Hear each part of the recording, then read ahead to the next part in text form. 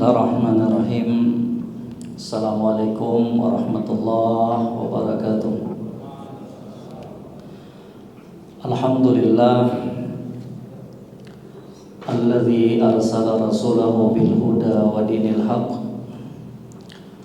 liyudhhirahu 'ala ad-dini kulli wa kafa billahi shahidan.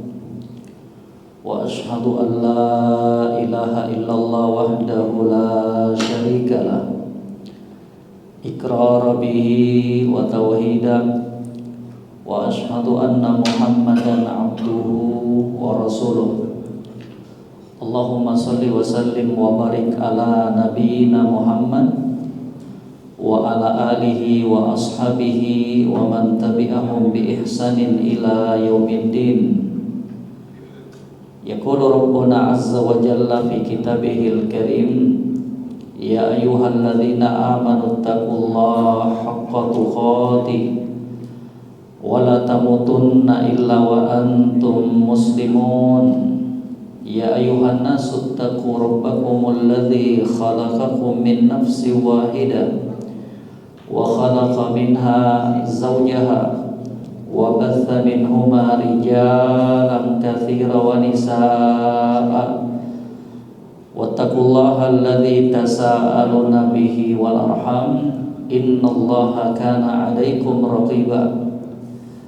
Ya ayyuhalladzina amanu taqullaha wa qulu qawlan sadida yuslih lakum a'malakum wa yaghfir lakum dhunubakum wa may yuti'illaha wa rasulahu faqad faza fawzan 'azima. Amma ba'd. Alhamdulillah, bapak-bapak, orang tua kami yang kami muliakan, jamaah kaum muslimin dan muslimat yang berbahagia rahimani wa rahimakumullah, berjumpa kembali di kesempatan malam hari berbahagia ini guna menjalankan kewajiban kita, yaitu bertafakuh fiddin, menuntut dan mempelajari agama Allah Subhanahu wa taala yang telah disebutkan di dalam hadis yang sahih, talabul ilmi fardhatun ala kulli muslimin. Belajar agama, mendalami agama Allah, mempelajari Al-Quran dan hadis-hadis Nabi sallallahu alaihi wasallam itu merupakan kewajiban yang Allah bebankan pada setiap individu muslim dan muslimah. Dengan ilmu agama yang bersumber dari Al-Quran dan hadis-hadis Nabi sallallahu alaihi wasallam, seorang muslim dan muslimah akan mampu beribadah kepada Rabb-Nya Allah Subhanahu wa taala dengan ibadah yang benar sesuai dengan apa yang telah diajarkan oleh Nabi. Dengan ilmu agama, seorang hamba akan mampu mengamalkan apa-apa yang telah dibimbingkan oleh junjungan kita Nabi Muhammad sallallahu alaihi wasallam. Semoga salawat dan salam senantiasa tercurahkan kepada junjungan kita Nabi Muhammad sallallahu alaihi wasallam, kepada para keluarga beliau, para sahabat, dan orang-orang yang mengikuti jejak beliau hingga akhir zaman kelak. Jemaah sekalian, kaum muslimin dan muslimat yang kami muliakan, termasuk dari keutamaan Allah Subhanahu wa taala untuk kita para hamba-Nya, Allah sudah membuat momentum-momentum. Allah telah menjadikan musim-musim ketaatan. Allah berikan kesempatan itu untuk kita semuanya. Kita isi dengan beragam kebaikan dan ketaatan. Di momentum dan musim tersebut kita berpacu, berlomba-lomba mempergunakan kesempatan itu dengan sebaik-baiknya. Dan ketahuilah jemaah sekalian, orang yang paling berbahagia kelak pada hari kiamat adalah orang-orang yang mempergunakan, memanfaatkan kesempatan tersebut dengan sebaik-baiknya. Dan di antara momentum yang Allah jadikan untuk hambanya mendulang pahala sebanyak-banyaknya adalah 10 hari pertama bulan Dzulhijjah. Jamaah sekalian, mungkin ya banyak di antara kita yang menjadikan 10 hari pertama bulan Dzulhijjah itu berlalu seperti hari-hari biasanya. Banyak di antara kita yang semangat beribadahnya itu lebih apabila berada di bulan Ramadan. Itu kita akui, itu bagus. Semangat beribadah di bulan Ramadan itu sebuah kebaikan, karena itu juga merupakan salah satu momen dan musim ketaatan. Tapi jangan lupa jemaah sekalian, bahwa 10 hari pertama bulan Dzulhijjah itu tak kalah hebatnya dibandingkan hari-hari di bulan Ramadan. Ya, bahkan kata Nabi sallallahu alaihi wasallam, afdalu ayyamid dunya ayyamul ashr, yakni ashr min Dzulhijjah. Hari-hari terbaik di dunia itu adalah 10 hari pertama bulan Dzulhijjah. Jadi jemaah sekalian, perlu untuk kita saling mengingatkan dalam perkara ini, biar kita sadar, biar kita betul-betul memanfaatkan kesempatan yang sekarang ini kita berada di atasnya. Jemaah sekalian, kita sedang berada di hari-hari yang mulia dalam hari-hari mulia. Jemaah sekalian, sadarkan dirinya kita sekarang berada di dalam 10 hari pertama bulan Dzulhijjah. Dan itu merupakan momentum terbaik bagi kita untuk memperbanyak ibadah. Kenapa? Kenapa kemudian 10 hari pertama bulan Dzulhijjah tersebut begitu mulia di sisi Allah? Kenapa 10 hari pertama bulan Dzulhijjah tersebut kemudian didorong kita untuk memperbanyak ibadah di dalamnya? Alasan yang pertama, sebab yang pertama yang menjadikan 10 hari pertama bulan Dzulhijjah itu mulia di sisi Allah, karena yang pertama kata para ulama dari poin tersebut, annallaha ta'ala aqsama biha. Allah bersumpah dengan 10 hari pertama bulan Dzulhijjah. Itu kaidahnya, kalau Allah bersumpah dengan makhluknya, dengan sesuatu, maka itu menunjukkan kemuliaan yang ada pada makhluk tersebut yang dijadikan Allah untuk bersumpah dengannya. Dipahami jamaah sekalian? Contoh, di dalam firman Allah, Allah Subhanahu wa taala mengatakan, a'udzubillahi minasyaitonir rajim, bismillahirrahmanirrahim, wal 'asr, innal insana lafi khusr, wal 'asr. Ini kan sumpah ini. Jadi sumpah dalam bahasa Arab itu cuma menggunakan 3 huruf. Waw, wallahi, ta, tallahi, dengan ba, billahi. Di dalam ayat ini Allah katakan apa? Wal 'asr, demi masa, menunjukkan bahwa masa waktu itu mulia di sisi Allah.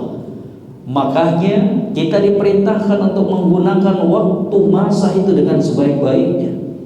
Kenapa? Karena waktu, umur, usia, masa kelak dimintai pertanggungjawaban di sisi Allah Subhanahu wa taala. Siapkan semua jamaah sekalian pertanggungjawaban kita di hadapan Allah Subhanahu wa taala. Kelak kita akan ditanya tentang usianya kita. Maka kembali di dalam surat Al-Fajr, Bapak Ibu bisa lihat dalam surat Al-Fajr ayat 1 dan 2. Allah sebutkan, a'udzubillahi minasyaitonir rajim, bismillahirrahmanirrahim, wal fajri walayalin asyr. Demi masa, demi fajar. Itu menunjukkan pentingnya fajar juga itu. Masuk di dalamnya apa? Salatul fajr. Ya, kemudian apa kata Allah di ayat yang kedua? walayalin ashr, dan demi 10 malam. Para ulama, mayoritas para ulama, kebanyakan para ulama ahli tafsir menerangkan bahwa yang diinginkan dengan walayalin ashr 10 malam adalah apa? 10 hari pertama bulan Dzulhijjah. Ulama terdahulu maupun ulama yang belakangan ini, kebanyakannya mereka, jumhur ulama ketika memberikan penafsiran walayalin ashr 10 malam, yang diinginkan 10 hari pertama bulan Dzulhijjah. Kemudian Al-Imam Ibnu Katsir rahimahullah di dalam kitab tafsir beliau, setelah memukakan pendapat-pendapat para ulama, beliau mengatakan wahwa sahih, dan ini pendapat yang benar, bahwa tafsiran walayalin ashr 10 malam yang diinginkan adalah 10 hari pertama bulan Dzulhijjah. Demikian pula alasan yang kedua, sebab yang kedua yang menjadikan mulianya 10 hari pertama bulan Dzulhijjah tersebut, kata para ulama, anna Rasul sallallahu alaihi wasallam syahida laha bi annaha afdalu ayyamid dunya. Nabi kita, junjungan kita Nabi Muhammad sallallahu alaihi wasallam telah mempersaksikan dan telah menyatakan bahwa 10 hari pertama bulan Dzulhijjah itu adalah sebaik-baik hari di dunia ini. Subhanallah. Dan itu beliau tegaskan di dalam hadis yang diriwayatkan oleh Al-Imam Ibnu Hibban di dalam kitab sunannya dari sahabat Jabir radhiyallahu taala. Kata Nabi sallallahu alaihi wasallam, afdalu ayyamid dunya ayyamul ashr, yakni asyratil hijjah. Sebaik-baik hari di dunia ini adalah 10 hari, yaitu 10 hari pertama di bulan Dzulhijjah. Hari terbaik jamaah sekalian, hari terbaik itu sudah dipersaksikan sendiri oleh Nabi sallallahu alaihi wasallam. Bukan siapa-siapa yang mengatakan, tapi Nabi langsung yang menyatakannya, afdalu ayyamid dunya ayyamul ashr. Sebaik-baik hari di dunia ini adalah apa? 10 hari pertama bulan Dzulhijjah. Qila, ketika mendengarkan sabda Nabi sallallahu alaihi wasallam ini, kemudian para sahabat mengatakan, wala mithluhunna fi sabilillah. Apakah hari-hari 10 pertama bulan Dzulhijjah tersebut mengalahkan hari-hari ketika berjihad di jalan Allah? Kata Nabi sallallahu alaihi wasallam, wala mithluhunna fi sabilillah illa rajulun affara wajhahu biturab. Iya, kata Nabi, bahkan mengalahkan hari-hari berjihad di jalan Allah Rabbul Alamin, illa, kecuali, ini yang mengalahkan keutamaan hari 10 hari pertama bulan Dzulhijjah itu, illa rajulun affara wajahahu biturab, seorang lelaki yang telah menutupi wajahnya dengan tanah. Apa artinya? Mati di jalan Allah, mati syahid. Itu yang bisa mengalahkannya. Subhanallah. Jadi itu sebab yang kedua yang kemudian menjadikan 10 hari pertama bulan Dzulhijjah tersebut apa? Mulia. Alasan yang ketiga, sebab yang ketiga, kata para ulama, anna fiha yaum Arafah. Di 10 hari pertama bulan Dzulhijjah tersebut ada hari Arafah. Ya, hari Arafah yang merupakan puncak dari kegiatan haji kaum muslimin, ya, yang sedang menunaikan haji. Arafah, wukuf di padang Arafah, ya. Jadi puncak kegiatan haji di Arab Saudi itu puncaknya pada tanggal 9 Dzulhijjah, wukuf di Arafah. Kalau ada jamaah haji yang tidak wukuf di Arafah, maka apa? hajinya batal dan tidak sah. Walaupun dia pakai ONH plus, ya, walaupun dia naik hajinya pakai haji furoda. Haji furoda itu yang haji daftar pekan ini, bulan ini langsung berangkat. Harganya sekitar 400 juta. Ya, kalau ONH plus itu nunggu 5 sampai 7 tahun. Harganya sekitar 100 sampai 200 juta. Tapi kalau dia enggak wukuf di Arafah, batal hajinya, enggak sah hajinya. Karena kata Nabi sallallahu alaihi wasallam, al-hajju Arafah. Haji itu adalah wukuf di Arafah. Subhanallah. Saking mulianya hari tersebut. Makanya kata para ulama, sekiranya tidak ada keutamaan 10 hari pertama bulan Dzulhijjah itu kecuali di dalamnya terdapat area Arafah, maka itu sudah cukup menunjukkan kemuliaannya. Subhanallah. Di area Arafah, wukuf jamaah haji di situ baru sadar dia bahwa pangkatnya, jabatannya nggak ada gunanya di saat itu. Semuanya pakaian putih, Pak. Nggak ada yang pakai pakaian bintang 2, kolonel, letkol, nggak ada. Bupati, camat, nggak ada. Semuanya memakai kain putih, menyadarkan dia bahwa itulah bentuk gambaran kecil ketika kita berada di padang mahsyar, bahwa yang membedakan kita kelak ketika berjumpa dengan Allah adalah takwa dan amalan kebaikan. Nggak ada lagi itu. Sehebat apapun orang, pangkat jabatannya, nggak ada itu. Sadar itu orang kalau sudah di wukuf di Arafah, sadar dia. Subhanallah. Al-hajju Arafah. Haji itu adalah apa? Wukuf di Arafah. Dan itu terjadinya kapan? Pada tanggal 9 Dzulhijjah. Berarti masuk dalam apa? 10 hari pertama bulan Dzulhijjah. Keistimewaan dan sebab yang keempat, kata para ulama, anna fiha yaum an-nahr. 10 hari pertama bulan Dzulhijjah itu di dalamnya terdapat apa? Hari berkurban. Hari berkurban itu pada tanggal berapa? 10 Dzulhijjah. Subhanallah. Yang disebutkan kata Nabi SAW, a'lamu ayyam indallah yaum an-nahr. Seagung-agung hari di sisi Allah adalah hari an-nahr, hari berkurban, yaitu pada tanggal 10 Dzulhijjah. Subhanallah. Jadi jamaah sekalian, luar biasa. Kemudian sebab yang keempat yang menjadikan 10 hari pertama bulan Dzulhijjah itu begitu mulia di sisi Allah, kata para ulama, ijtima ummahatil ibadati fiha.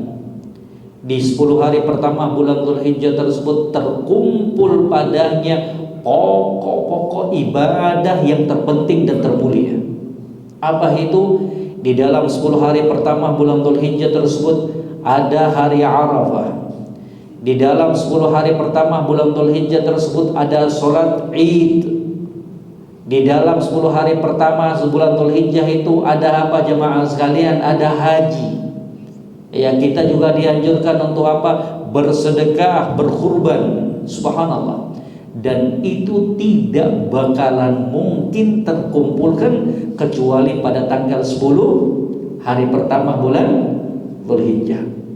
Ya, haji itu memantaunya cuma sekali setahun, dan itu terjadinya di apa? 10 hari pertama bulan Dzulhijjah. Makanya Al-Hafidz Ibnu Hajar Al-Asqalani alaihi rahmatullah dalam kitab beliau Fathul Bari, beliau mengatakan walladzi yadhhar anna sababa fimtiyasi asyri dzulhijjah limakan ijtima ummahatil ibadah fihi wa hiya as-salatu was-siyamu was-sadaqatu wal hajj wa la yata'atta dzalika fi ghairihi. Kata Al-Hafidz Ibnu Hajar, yang nampak, yang menjadikan 10 hari pertama bulan Dzulhijjah itu istimewa karena di dalamnya berkumpul ibadah-ibadah yang mulia. Wahiyas salat, ya, salat 5 waktu masuk di dalamnya, salatul Id. Wasyam, puasa, masuk di dalamnya puasa dari tanggal 1 sampai 9 Dzulhijjah bagi yang mampu. Bagi yang tidak mampu, ada puasa Arafah pada tanggal 9 Dzulhijjah. Wasadaqatu, di dalamnya ada sedekah dari hewan kurban yang kita sembelih tersebut. Wal hajj, ada ibadah apa? Haji. Wala yata'atta, wala yumkin zalika fi ghairi, dan itu tidak akan mungkin terkumpulkan kecuali di 10 hari pertama bulan Dzulhijjah. Jadi jamaah sekalian yang kami muliakan, rahimani wa rahimakumullah, pun akan kita sebutkan keutamaan bagi mereka-mereka yang melakukan amalan kebaikan di 10 hari pertama bulan Dzulhijjah. Sekarang ini kita berada di atasnya. Kesempatan, momentum yang bisa jadi tidak kita dapatkan di tahun berikutnya. Bisa jadi inilah kesempatan terakhir yang Allah berikan kepada kita jamaah sekalian. Manfaatkan sebaik-baiknya. Apa sih keutamaannya?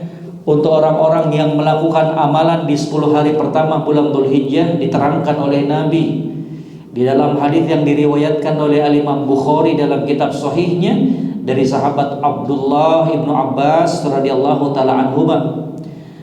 Kata Nabi sallallahu alaihi wasallam, "Ma min ayyamin al-amalu shalih fiha ahabbu ilallah min hadhil ayyam."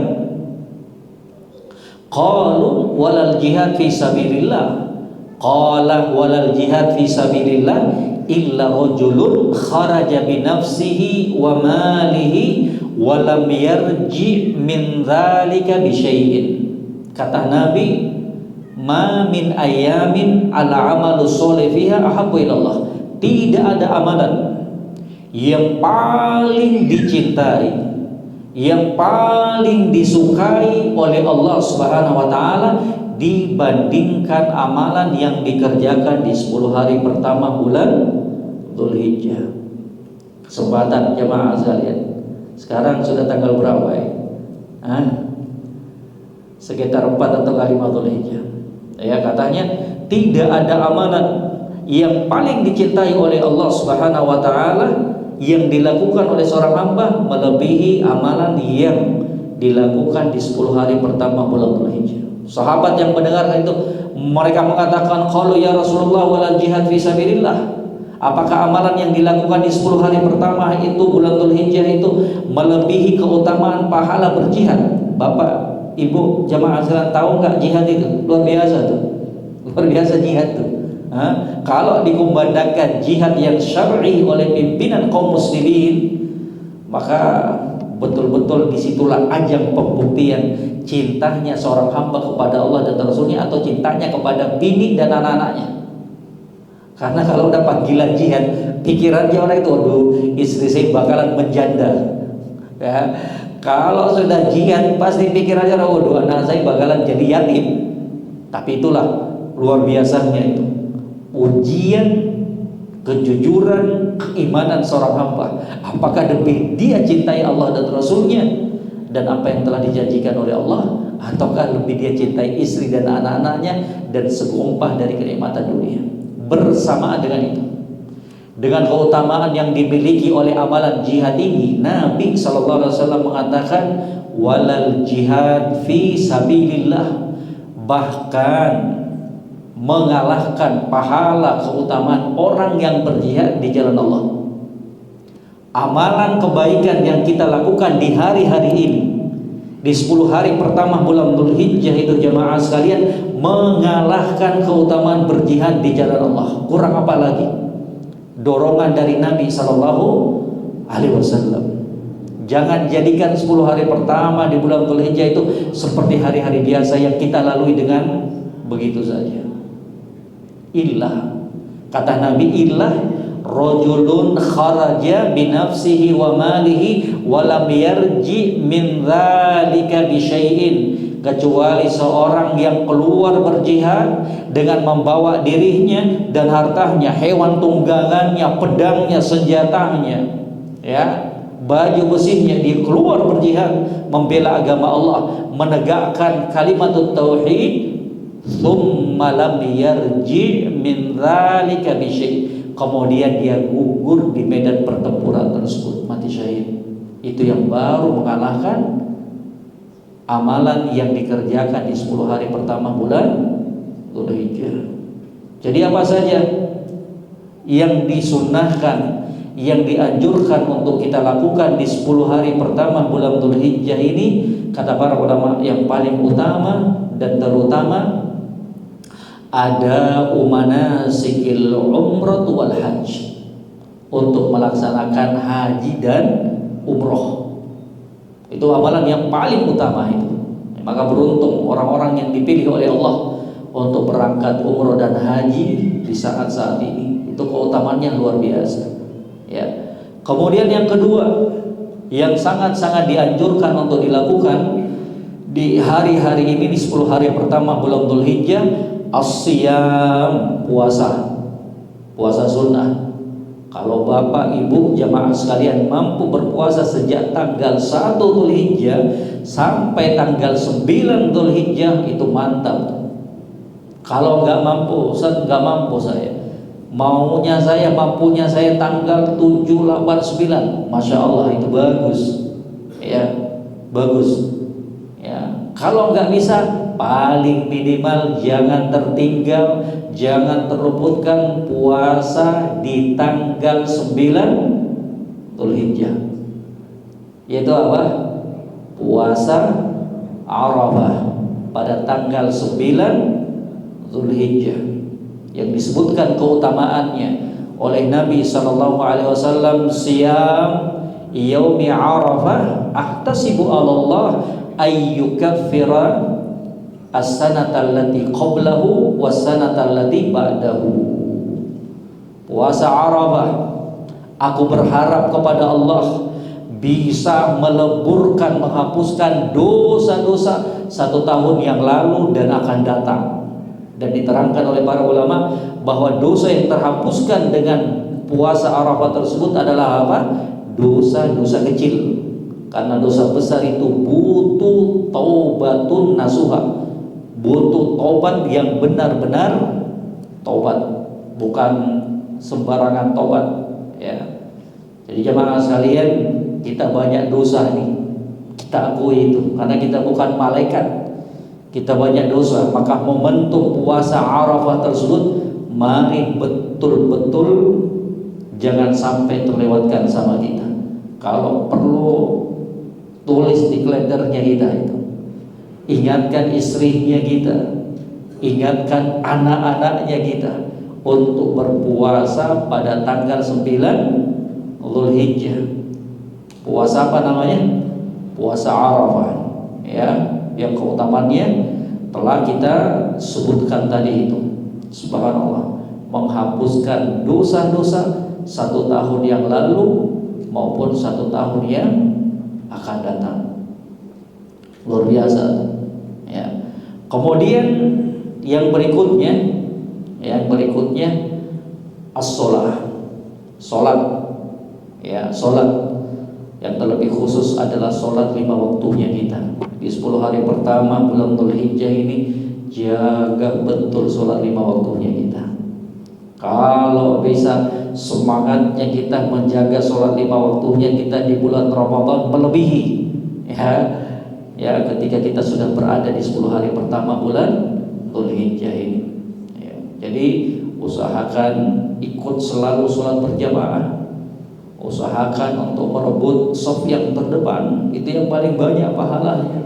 Ya, jamaah sekalian, termasuk pula ya, perkara yang disunnahkan untuk dilakukan di 10 hari pertama bulan Dzulhijjah yang berkaitan dengan sholat adalah memperbanyak sholat-sholat sunnahnya kita, dijaga dari sholat duhanya kita, dari sholat rawatibnya kita, jangan ditinggalkan.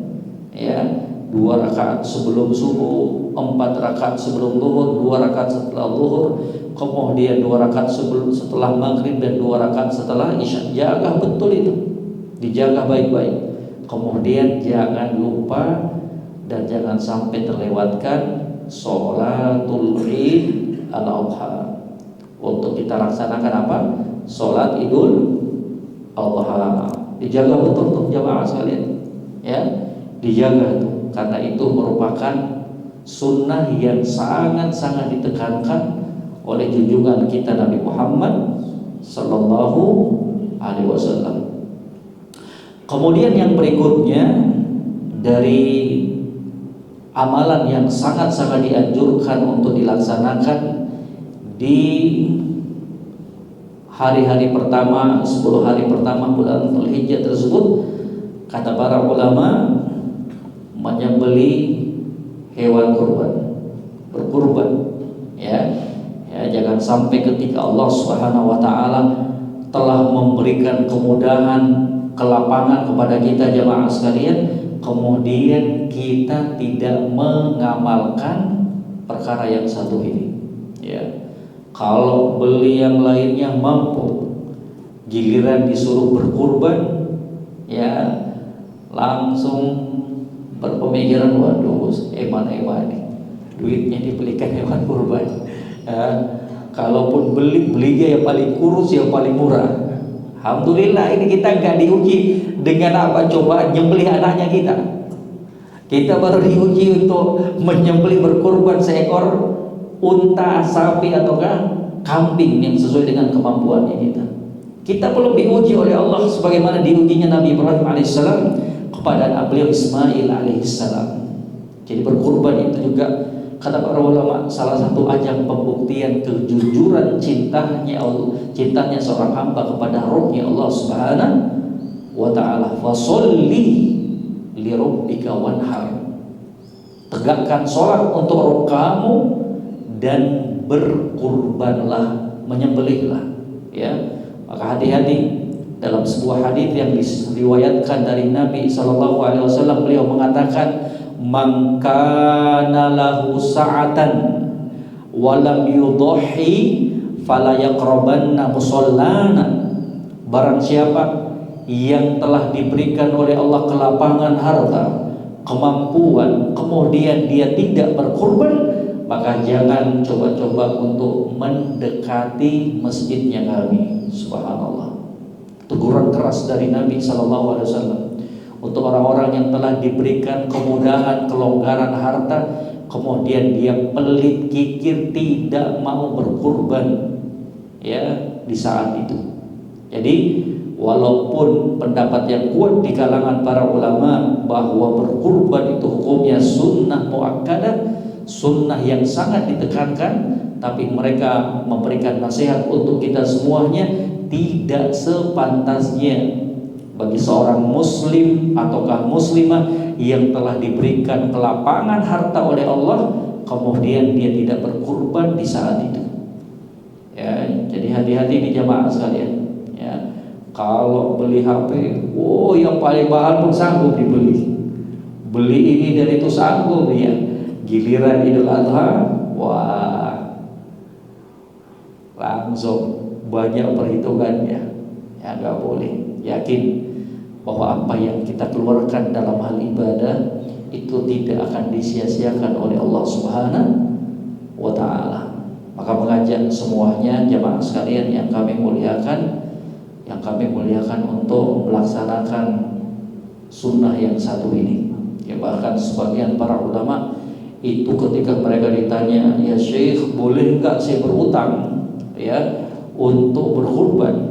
Kata mereka, sekiranya dia mampu untuk membayar utang tersebut, ada gajinya ataukah ada uangnya di orang lain nih, orang lainnya itu pengen bayar utang ke dia sepekan, sebulan yang akan datang, dan dia yakin bakalan ada duitnya untuk membayar utang ketika dia berkurban, maka hendaknya dia lakukan. Gak apa-apa berutang, ya, kalau memang kita betul-betul yakin bisa membayar utangnya kita, ada sumber pendapatan yang bisa kita bayar utangnya kita itu. Kenapa kata para ulama? Karena momentum berkurban itu hanya sekali setahun. Beda keadaannya kalau orangnya tersebut nggak ada penghasilan tetapnya, nggak ada juga sumber pendapatan yang bisa dijadikan sebagai pegangan untuk menutupi utangnya. Kalau kondisinya tersebut demikian, maka tidak diperbolehkan bagi seorang muslim dan muslimah untuk memaksakan diri. La yukallifullahu nafsan illa wus'aha. Allah itu nggak pernah bebani kita sesuai dengan apa yang di luar dari kemampuannya kita. Habis berkurban, besoknya sudah pening pikirin utangnya, ya, dan nggak tenang. Apalagi pinjamnya dia apa? Pinjol, pinjaman online. Wah, itu bakalan dikejar-kejar itu. Jangan coba-coba, jangan coba-coba. Kalau nggak mampu, jangan berutang. Ya, jangan sok-sok, jangan, nggak boleh. Kalau nggak mampu, Allah tahu. Semoga niatnya kita ingin berkorban, tapi nggak mampu, sudah tercatat pahala di sisi Allah Subhanahu wa Ta'ala. Innamal a'malu binniyah. Ya, jadi ini penting jemaah sekalian untuk kita perhatikan bahwa di antara perkara-perkara yang sangat dianjurkan untuk dilakukan di 10 hari pertama bulan Dzulhijjah itu adalah berkurban. Ya, dan hari terbaik untuk berkurban itu adalah di tanggal 10 Dzulhijjah. Itu yang paling bagus tuh. Ustaz, saya nggak ada kemampuan, nggak ada duit di 10 hari pertama, di 10 Dzulhijjah itu, di hari Id. Duitnya datangnya di hari kedua, Ayyamut Tasyrik. Boleh enggak? Boleh, jawabannya boleh. Ya. Ada juga yang ingin berkurban di hari ketiga, sah kurbannya, bagus. Cuman berbicara afdoliyahnya, mana yang lebih utama, maka orang-orang yang berkurban di hari pertama itulah yang terbaik. Ya. Kalau ada sesuatu sudah beli hewan kurbannya, kemudian nggak mampu dia untuk berkurban, menyembelih kurbannya di hari pertama tersebut, maka boleh dia untuk mengundurkannya di hari yang kedua, ketiga, dan keempat. Ya, tanggal 11, 12, 13 Dzulhijjah sebelum terbenamnya matahari. Ya, kalau sudah terbenam matahari di tanggal 13 Dzulhijjah, maka sah enggak sembelihannya? Sah enggak sembelihannya? Boleh enggak orang menyembelih di tanggal 14 ataukah 13 setelah terbenamnya matahari? Boleh enggak? Boleh enggak menyembelih tanggal 14 ataukah 15 Dzulhijjah? Hah? Boleh enggak? Ayo jamaah, Bapak, boleh enggak? Terjadi silang pendapat. Boleh enggak nyembelih? Jawabannya boleh. Enggak ada yang larang orang. Boleh nyembelih. Tanggal 15, 16 boleh. Tapi itu bukan hewan kurban.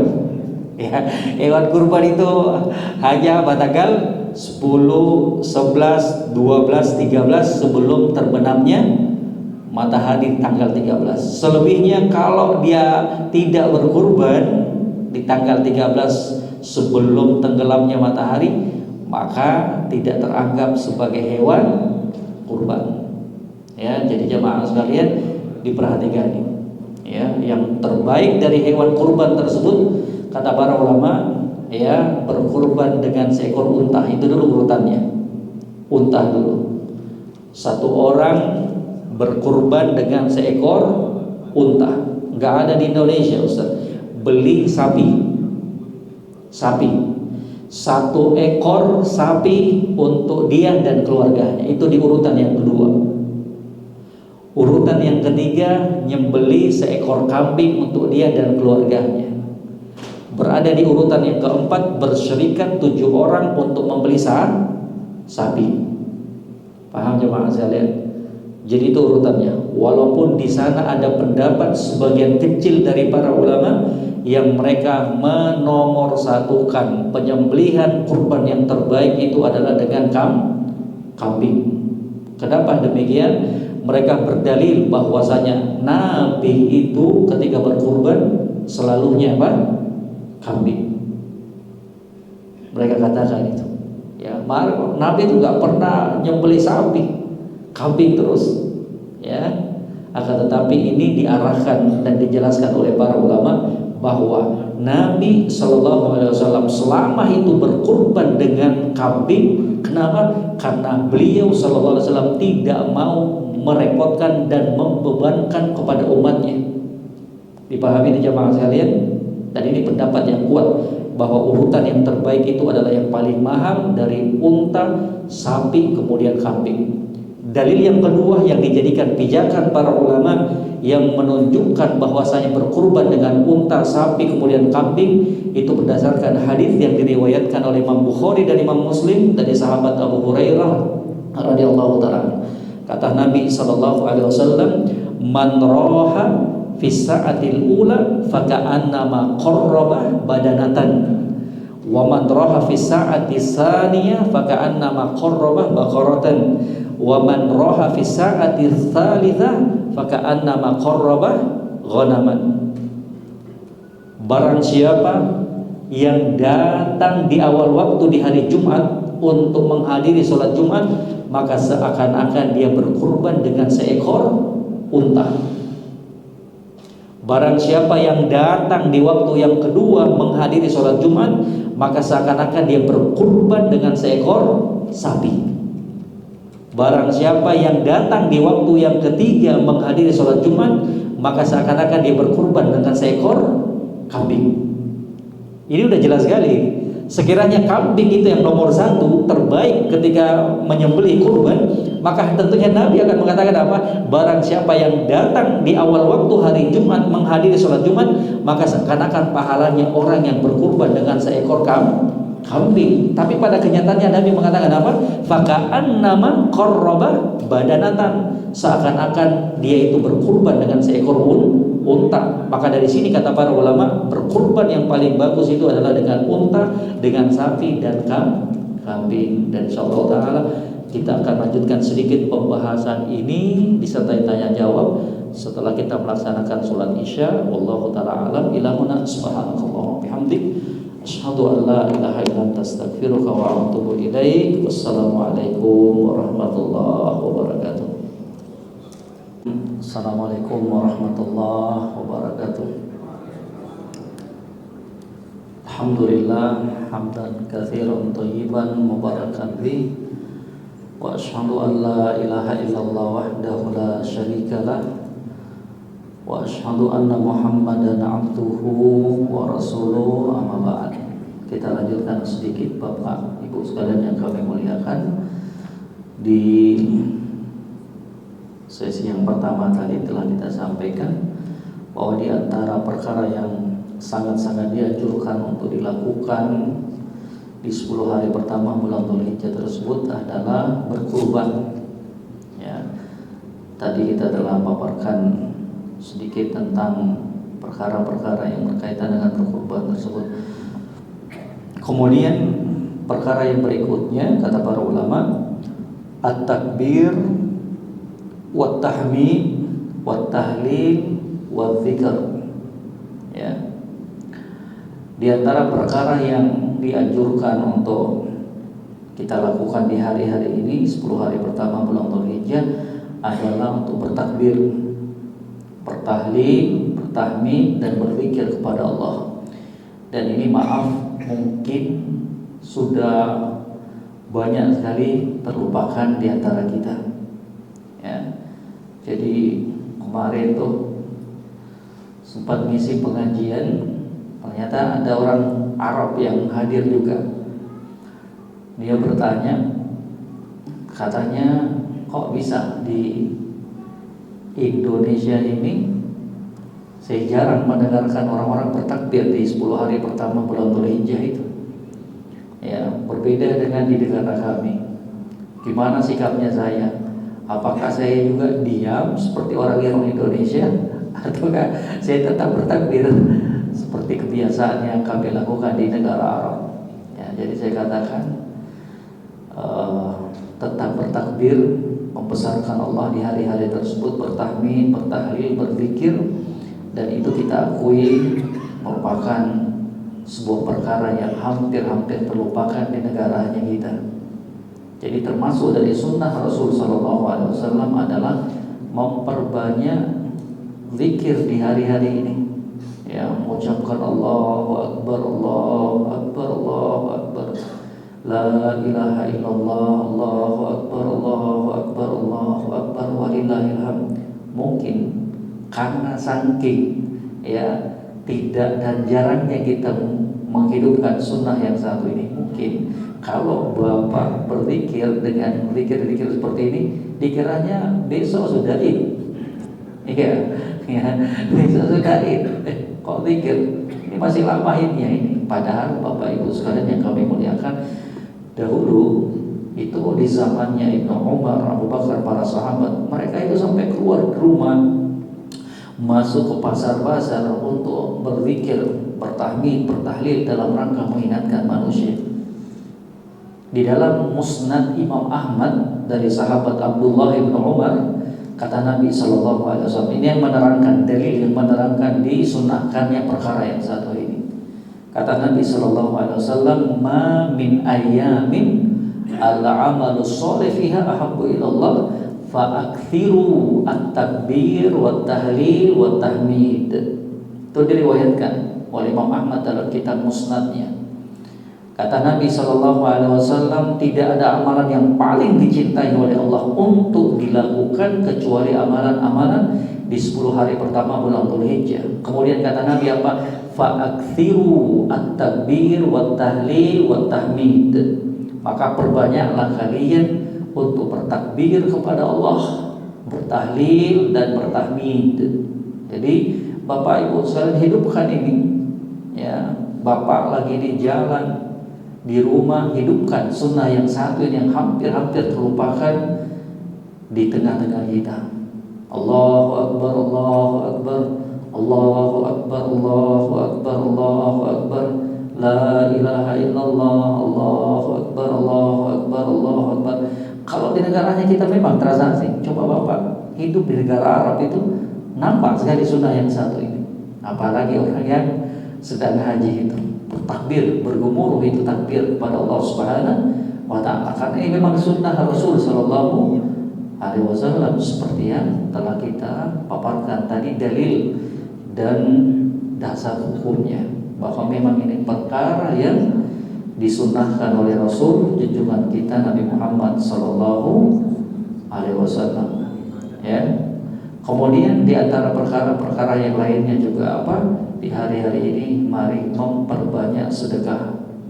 Ya, Bapak Ibu sekalian, kalau kita diberikan kelapangan harta, manfaatkan 10 hari pertama bulan Dzulhijjah ini untuk kita memperbanyak sedekahnya kita. Ada pembangunan masjid, ingin nyumbang ke masjid, ada anak yatim piatu, ada janda-janda yang kurang mampu, ada orang-orang yang membutuhkan uluran tangannya kita, maka bersegera, terkhusus di 10 hari pertama bulan Dzulhijjah ini.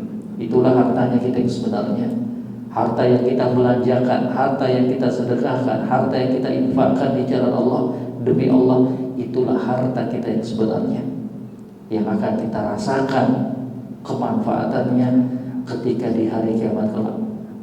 Yakin, seyakin-yakinnya bahwa apa yang kita infakkan, sedekahkan di jalan Allah, pasti dan pasti akan mendapatkan ganti di sisi Allah, selama kita ikhlas melakukannya karena Allah, bukan karena ingin mendapatkan sanjungan manusia, bukan untuk dilihat oleh manusia. Allah tidak sekedar melihat jumlah yang kita keluarkan dari sedekahnya kita, tapi lebih dari itu, Allah menilai seberapa besar keikhlasan kita ketika mengeluarkan infak dan sedekah tersebut. Amalan yang lainnya kata para ulama adalah apa? Perbanyak membaca Al-Quran, terkhusus di 10 hari pertama bulan Dzulhijjah ini. Jangan baca Qurannya nanti di bulan Ramadan saja. Baca Quran ya dari waktu yang telah diberikan oleh Allah Subhanahu wa Ta'ala. Banyak lagi istighfarnya kita kepada Allah. Kemudian apa? Birrul walidainnya kita kepada Allah. Kemudian apa? Ifsya'us salam, tebarkan salam. Itu semua masuk dalam kerangka apa? Amalan soleh. Setiap amalan soleh yang kita lakukan di 10 hari pertama bulan Dzulhijjah ini, maka itulah amalan yang paling dicintai oleh Allah Subhanahu wa Ta'ala. Mungkin sampai demikian jemaah sekalian apa yang bisa kita paparkan di malam hari berbahagia ini. Kalau masih ada waktu, insyaallah ta'ala kita akan buka sesi tanya jawab, terkhusus terkait tentang bulan Dzulhijjah ini. Dan kalau memang ada pertanyaan di luar tema kita, dipersilahkan. Barakallahu fiikum. Ada yang mau ditanyakan, Pak? Ya, silakan. Yang penting jangan tanya harga kambing.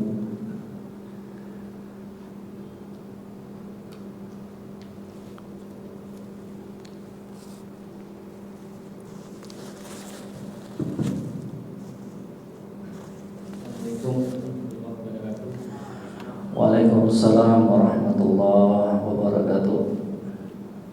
Dan untuk tahun ini kan kita Indonesia menetapkan tanggal 1 Dzulhijjah berbeda dengan Arab Saudi.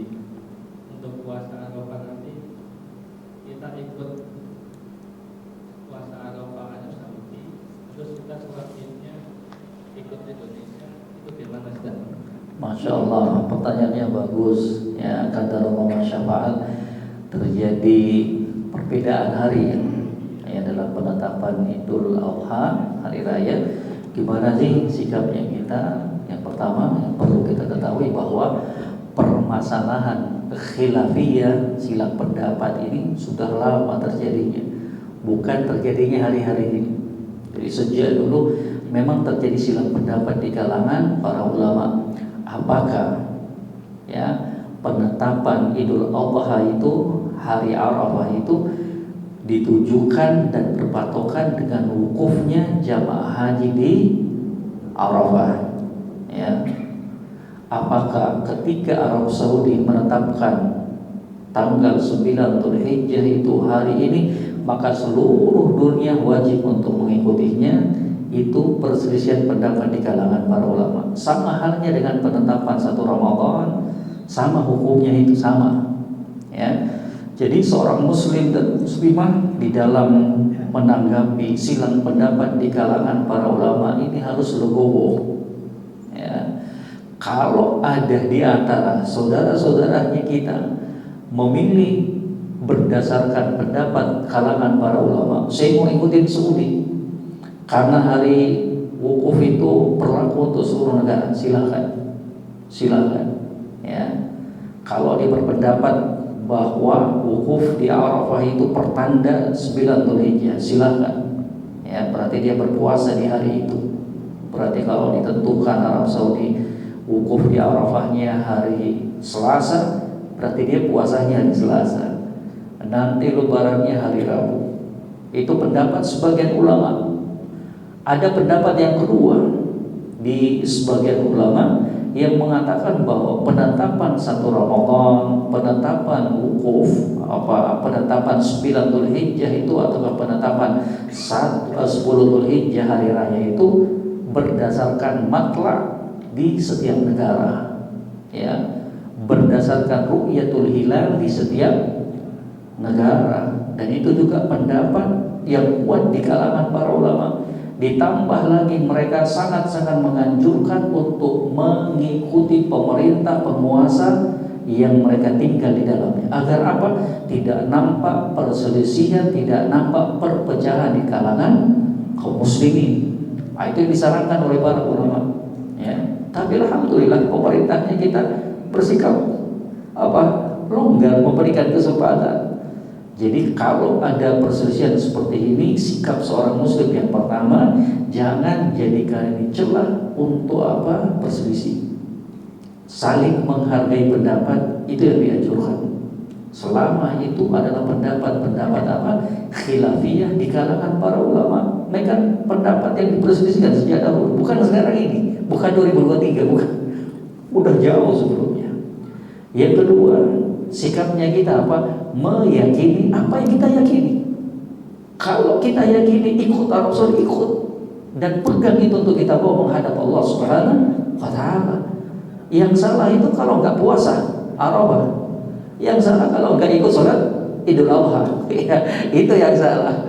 Jadi kalau bapak ibu yakini tanggal 9 Dzulhijjah itu jatuhnya di hari Selasa, yakini itu. Nggak boleh bapak kemudian puasa Arafah di dalam kebimbangan, nggak boleh. Ibadah itu harus dibangun di atas keyakinan.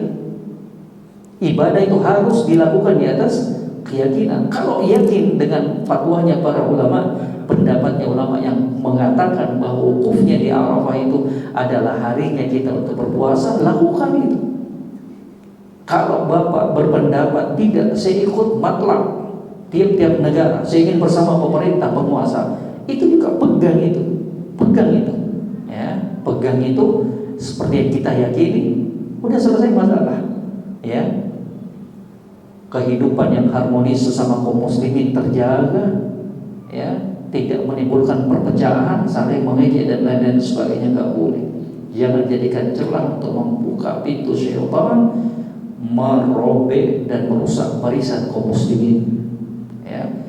Perkara yang ketiga, bahwa perkara-perkara seperti ini yang penting ada pendapat ulama sebelumnya.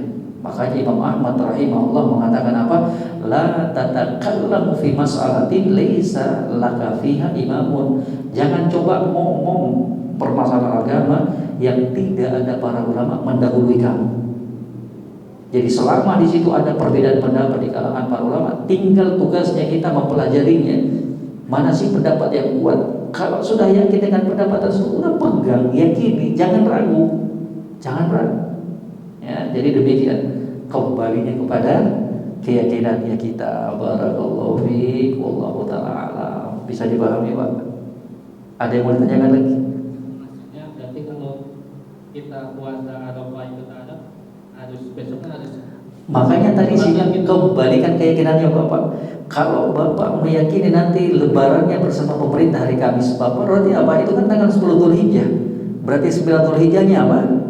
Hari Rabu. Bapak puasanya hari Rabu. Karena hari Rabu menurut negaranya kita ada tanggal 9 Dzulhijjah. Paham, Pak? Jadi nggak bisa Arafah ikut Arab, lebaran ikut Indonesia nggak bisa. Bapak puasanya Arafahnya sesuai di sana. Berarti ini nggak tahu pendapat apa ini. Yakini aja Pak salah satunya. Ya, yakini salah satunya. Wallahu ta'ala alam. Barakallahu fiik. Barakallahu fiik. Iya. Ada yang mau ditanyakan?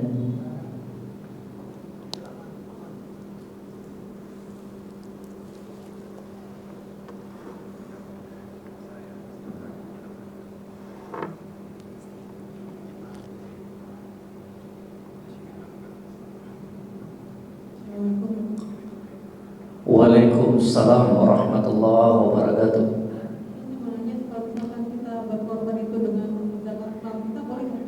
Berkorban dengan zakat mal, masya Allah, pertanyaannya bagus Ustaz. Gimana tuh kalau saya berkorban dengan zakat mal yang saya miliki? Jawabannya nggak boleh. Zakat mal itu ibadah yang lain, udhiyah berkorban itu ibadah yang lain. Zakat mal itu bukan miliknya kita, tapi miliknya orang-orang yang telah disebutkan sinfonnya, golongannya, seperti yang disebutkan dalam surat At-Taubah. Paham ya? Kalau udhiyah kan miliknya kita. Zakat mal itu miliknya siapa? Orang-orang yang berhak untuk menerimanya. Dikeluarkan dari hartanya kita. Khudh min amwalihim shadaqatan tutahhiruhum. Ambil hartanya mereka itu. Keluarkan, kata Allah Subhanahu wa taala, dari hartanya mereka untuk disalurkan sebagai zakat di dalam rangka untuk mensucikan hartanya mereka. Paham? Bapak Ibu sekalian, jadi nggak boleh. Ini dua ibadah yang berbeda ini. Zakat harta itu zakat dari kita, tapi apa? Disalurkan kepada yang berhak menerimanya. Ya, kalau sudah terpenuhi dua syaratnya, dimiliki selama setahun, kemudian balagha an-nisab, sampai nisabnya kadarnya kira-kira 85 atau 80 gram emas, maka wajib untuk dikeluarkan zakatnya. Kepada siapa kita salurkan? Kepada orang yang berhak menerimanya, dari kalangan fakir miskin dan 8 golongan yang lain yang disebutkan dalam surat At-Taubah ayat 60. Adapun udhiyah itu dari kita untuk kita, miliknya kita itu. Udhiyah itu miliknya kita.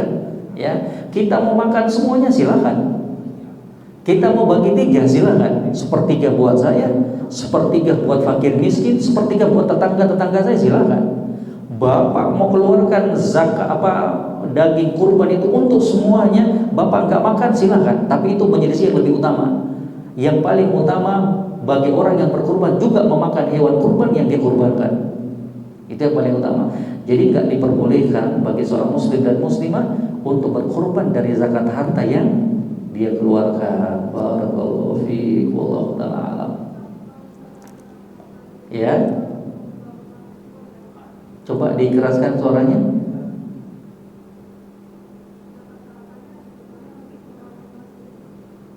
Apa? Zakatnya digunakan untuk pembangunan masjid. Untuk pembangunan masjid. Zakat harta dikeluarkan untuk pembangunan masjid. Iya, jawabannya nggak boleh. Dibedakan antara zakat dengan sedekah. Kalau sedekah itu hukumnya lebih luas, zakat itu hukumnya lebih spesifik. Tidak diperbolehkan untuk menyalurkan zakat hartanya kita untuk pembangunan masjid. Karena zakat mal, zakat harta itu sudah diprioritaskan untuk 8 golongan. Titik, gak pakai koma. Pembangunan masjid itu kita keluarkan dari sedekahnya kita. Maka ini harus diperhatikan, kesalahan-kesalahan yang seperti ini gak diperbolehkan untuk menyalurkan zakatul mal untuk pembangunan masjid, renovasi masjid, gak boleh. Ya, ada juga yang sering tanya, Ustaz boleh nggak kalau ada orang yang berutang kepada saya, kemudian saya serahkan zakat harta tersebut kepada dia, kemudian saya katakan kamu harus balikkan duit tersebut untuk bayar utang kamu? Nggak boleh, jawabannya nggak boleh. Karena zakat harta itu kita berikan kepada orang yang berhak, terserah dia. Kita cuma mampu mengingatkan dia, ingat utang antum ada, utang kamu ada. Tapi untuk memaksanya menyerahkan tersebut sebagai bentuk pembayaran itu nggak diperbolehkan. Kenapa? Karena itu hadiah. Hadiah. Ustaz boleh nggak zakat harta saya berikan kepada fakir miskin, kemudian saya pakai? Kamu harus pakai duit itu untuk usaha, biar kamu jadi orang yang berhasil? Nggak boleh. Itu urusan dia, itu hartanya dia. Nggak ada introspeksinya, kita nggak boleh. Kita hanya mampu apa? Memberikan masukan. Kalau bisa harta ini kamu pakai untuk apa? Untuk usaha. Biar tahun depannya bukan lagi kamu golongan yang menerima zakat, tapi memberikan zakat. Nah, itu. Ya, jadi pemberian zakat itu apa? Pemilikan kepada orang-orang yang telah ditentukan di dalam Islam. Beda dengan sedekah. Sedekah lebih luas cakupannya. Bapak mau bersedekah kepada orang kaya pun bisa, memberikan makan kepada mereka bisa. Cuma hukum asalnya diprioritaskan sedekah tersebut kepada siapa? Orang yang membutuhkannya. Dalilnya di suatu hari pernah ada kejadian di zaman Nabi SAW. Lelaki ini letakkan sedekahnya di masjid. Tahu yang ambil orang kaya. Kemudian dia mengadu kepada Nabi SAW, ya Rasulullah, saya sudah bersedekah, saya letakkan sedekah saya itu di depan masjid, ternyata yang ambil orang kaya. Kata Nabi SAW, apa yang kamu lakukan terhitung pahala buat kamu. Kenapa? Bisa jadi orang kaya yang berkemampuan tersebut ketika mengambil sedekahmu, dia akan berpikir juga dari kejadian itu bahwa dia itu juga dianjurkan untuk bersedekah. Di hari yang kedua lagi dia keluarkan sedekahnya, ternyata yang ambil apa? Seorang pencuri atau penzina. Kata Nabi, kamu akan diberikan ganjaran sesuai dengan niat kamu. Kamu ingin berikan sedekah tersebut kepada orang yang tidak mampu, itu niatan kamu. Tapi bisa jadi semoga dengannya dari sedekah yang kamu keluarkan tersebut, dia di hari itu tidak bermaksiat kepada Allah Subhanahu wa Ta'ala. Karena sudah ada yang mencukupinya dari apa-apa yang telah dihalalkan oleh Allah Subhanahu wa Ta'ala. Jadi sedekah itu cakupannya luas, ya. Penyalurannya apa? Luas. Beda dengan zakat. Wallahu ta'ala barakallahu fiik. Semoga dimengerti, Bu. Barakallahu fiik. Enggak kedengaran suaranya. Bisa pakai mic enggak?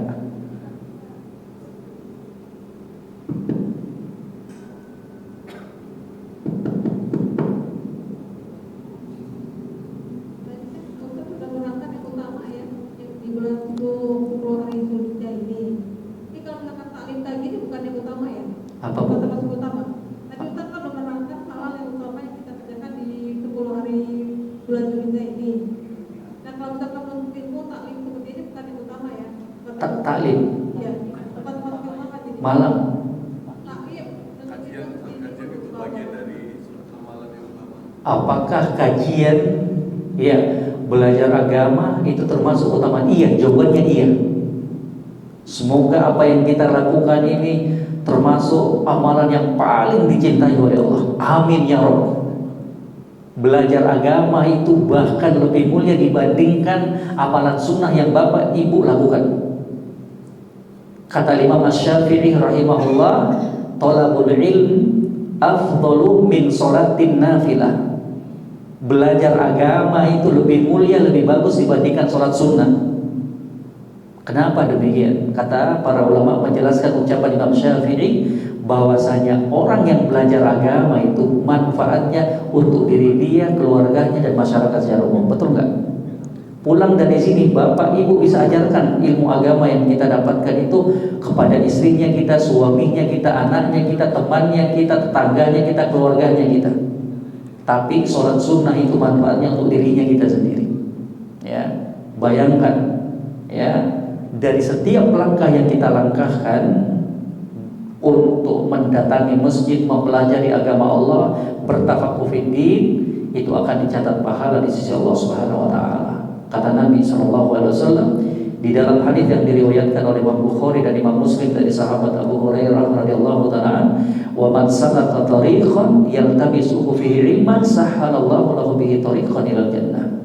Orang siapa yang menempuh perjalanan dalam rangka untuk mempelajari agama Allah, maka Allah Subhanahu wa taala akan mempermudah jalan hamba tersebut untuk menuju surga Allah Subhanahu wa taala. Jadi Bapak Ibu sekalian, semoga apa yang kita lakukan ini bagian dari ibadah yang mulia di sisi Allah Subhanahu wa taala. Bertolabul ilmi, bertafaqquh fiddin, belajar, duduk di majelis ilmu di masjid-masjid Allah Subhanahu wa taala yang disebutkan keutamaannya juga di dalam hadis yang lainnya, wa mastama'a qaumun fi baitin min buyutillah yatsluna kitaballah wa yatadarasuna fima bainahum illa nazalat alaihimus sakinah wa ghasyiyatuhumur rahmah wa haffathumul malaikah wa dzakarahumullahu fi man indah.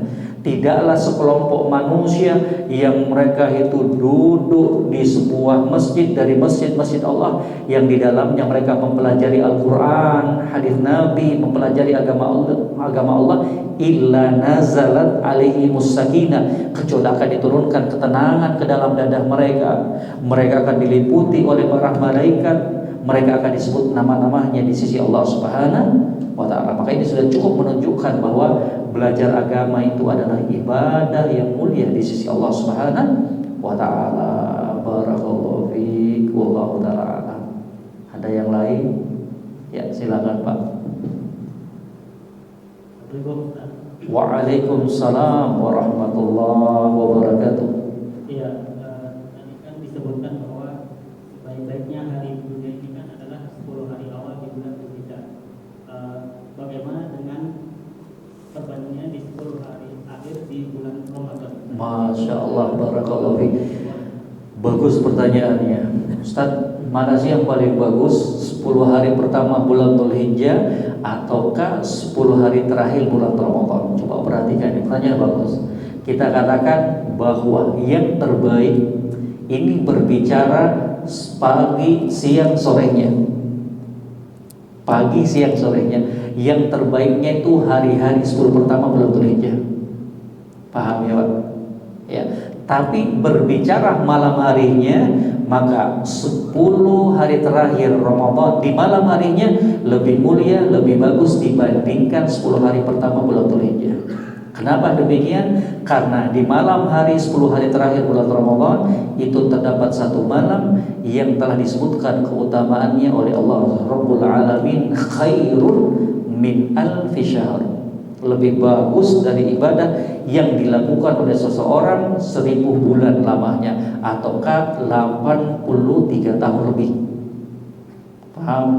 Itu yang disebutkan oleh para ulama. Kalau berbicara pagi, siang, sore harinya, maka kita katakan yang lebih utama itu 10 hari pertama bulan Dzulhijjah. Tapi berbicara malam harinya, maka 10 hari terakhir bulan Ramadan, malam harinya lebih mulia dibandingkan 10 hari pertama bulan Dzulhijjah. Itu penjelasan dari kalangan para ulama. Wallahu ta'ala barakallahu. Ada yang lain atau sudah ngantuk semuanya? Ada yang lain Pak? Kalau nggak ada, kita cukupkan. Semoga apa yang kita dengar ini memberikan kebaikan, pencerahan untuk kita semuanya. Apa yang benar semata-mata dari Allah. Kalau ada yang keliru murni dari pribadi saya sendiri, selaku manusia hamba Allah yang tidak lepas dari kesalahan, dan saya beristighfar atas semua itu. Kesalahan, kekeliruan juga datangnya dari syaitan. Wa akhiru da'wana alhamdulillahirabbil alamin. Tak lupa saya mengucapkan jazakumullah khairan. Makasih banyak kepada pihak masjid. Demikian pula kepada Bapak Ibu sekalian yang telah berkenan hadir untuk kita sama-sama saling mengingatkan dalam perkara kebaikan. Ilahuna. Assalamualaikum warahmatullahi wabarakatuh.